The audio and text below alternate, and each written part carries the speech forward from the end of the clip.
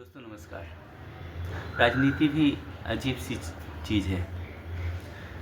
यहाँ पर पार्टियाँ अपने अपोनेंट से, अपने राजनीतिक शत्रु से लड़ते लड़ते खुद उनके जैसे बन जाती हैं। देखिए, ये मिसाल मैं इसलिए दे रहा हूँ क्योंकि कल रात शुभेंदु अधिकारी, जो कि भारतीय जनता पार्टी के बड़े नेता हैं, वो अभी मुख्यमंत्री बनने की रेस में सबसे आगे हैं, उनके पीए को कल रात को गोली मार दी गई। कितना हिंसा देखिए आजकल वेस्ट बंगाल की राजनीति में देखने को मिलता है। हालांकि इतिहास रहा है हिंसा की राजनीति का वेस्ट बंगाल में, लेकिन यही ममता बनर्जी थी, यही उनकी पार्टी टीएमसी थी जो लेफ्ट पार्टी के हिंसा के खिलाफ खड़ी हुई।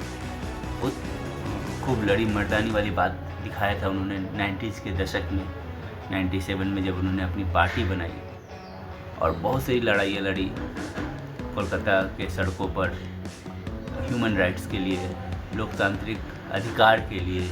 अपोजिशन में रहते हुए उन्होंने सरकारों की खूब आलोचना की, लेफ्ट सरकार की। यही वजह है कि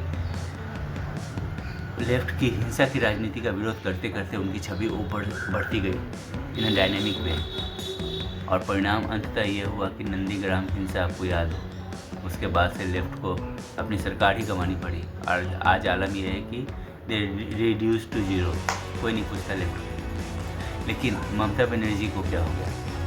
वो पिछले 15 सालों में खुद ही लेफ्ट बन गई। उनके कार्यकर्ताओं का आप कमेंट्स देख सकते हैं, आप वीडियोस देख सकते हैं, खुद वेस्ट बंगाल के लोगों से बात कर सकते हैं कि कितना aggressively they speak like goons. और पिछले आप 5-6 सालों की राजनीति जो हाइलाइट्स बिंदु हैं, अगर आप उस पर ध्यान देंगे तो आपको पाएंगे कि कितना ज़्यादा वहाँ हिंसा हुआ है। भारतीय जनता पार्टी के कई सारे कार्यकर्ता मारे गए हैं।